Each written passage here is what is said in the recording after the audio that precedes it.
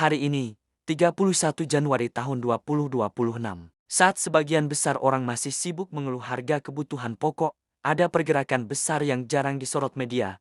Pabrik-pabrik raksasa Asia Timur sedang pindah rumah. Bukan pindah ke Amerika, bukan ke Eropa, tapi ke Batam, Indonesia. Pertanyaannya sederhana, kenapa raksasa industri Jepang dan Korea Selatan tiba-tiba memilih Batam? Jawabannya ada pada uang, risiko, dan strategi bertahan hidup. Kita mulai dari Jepang. Setelah puluhan tahun hidup di era bunga rendah, Bank of Japan resmi mengakhiri uang murah. Artinya satu hal, biaya pinjam naik, biaya produksi naik, margin keuntungan tertekan. Buat perusahaan manufaktur, ini mimpi buruk. Mesin mahal, riset mahal, energi mahal. Secara hitung-hitungan, banyak pabrik Jepang sekarang harus memangkas biaya operasional 30–40% supaya tetap hidup. Dan cara tercepat memangkas biaya itu cuma satu, pindah lokasi produksi. Ini bukan soal Jepang bangkrut, ini soal perubahan rezim ekonomi. Ketika bunga naik, industri padat modal akan selalu keluar lebih dulu. Dan targetnya pasti negara yang tenaga kerja lebih murah, pajak lebih ringan, logistik cepat. Batam masuk semua kriteria itu. Sekarang kita lihat Singapura. Banyak yang bilang Singapura tertekan. Faktanya, tidak sepenuhnya benar. Singapura sedang melakukan seleksi industri. Lewat strategi Forward Singapore, mereka dengan sadar menaikkan pajak karbon, menaikkan biaya lahan, menekan industri padat energi. Tujuannya jelas. Singapura ingin jadi otak dunia, bukan bengkel dunia. Ini strategi naik kelas. Tapi efek sampingnya besar.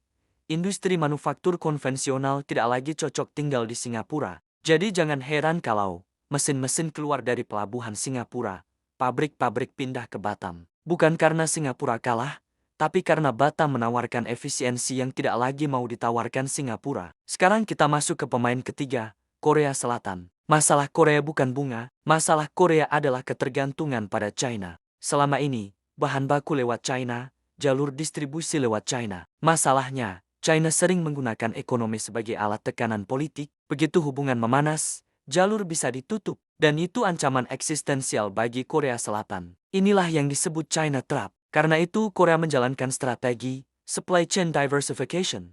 Mereka butuh lokasi aman, netral geopolitik, dekat jalur perdagangan global. Batam, yang berhadapan langsung dengan Selat Malaka, menjadi opsi logis. Ini bukan sekadar pindah pabrik, ini strategi bertahan hidup industri Korea. Lalu kenapa Batam? Karena Batam tidak berdiri kebetulan. Ini hasil desain kebijakan. Lewat BP Batam dan pemerintah pusat, tax holiday hingga 20 tahun, bebas PPN barang modal, infrastruktur jalan dan pelabuhan dikebut. Buat investor, ini hitung-hitungan dingin, pajak nol, mesin lebih murah, upah kompetitif, biaya turun, jalan mulus, logistik cepat. Nilai mereka langsung naik. Batam bukan lagi pelengkap Singapura. Batam sekarang alternatif serius. Sekarang pertanyaan paling penting, apakah rakyat sekitar cuma jadi penonton? Karena pabrik besar tidak hidup sendirian. Mereka butuh makanan, kebersihan, logistik, perawatan, jasa pendukung. Disinilah peluang UMKM lokal sebenarnya berada. Masalahnya bukan kurang peluang, masalahnya standar. Investor Jepang dan Korea,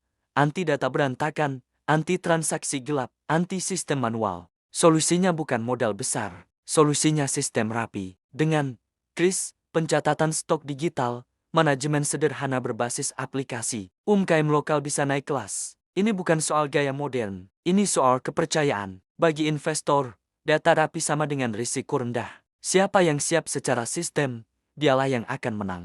Tahun 2026 adalah tahun rebutan posisi. Jepang tertekan bunga, Singapura naik kelas, Korea mencari pelabuhan aman, dan semuanya bertemu di Batam. Pertanyaannya tinggal satu, apakah kita cuma membuka gerbang atau ikut menikmati isinya? Karena kedaulatan ekonomi bukan soal menolak investor, tapi soal punya posisi tawar. Sekarang giliran kalian. Apakah Batam akan jadi surga investasi yang rakyatnya cuma jadi penonton? Atau pusat industri baru dengan rakyat sebagai mitra? Tulis pendapat kalian di kolom komentar. Kita bahas strateginya bareng-bareng di Inside Daily selanjutnya. Tetap kritis, tetap cerdas, dan jangan pernah jadi tamu di rumah sendiri.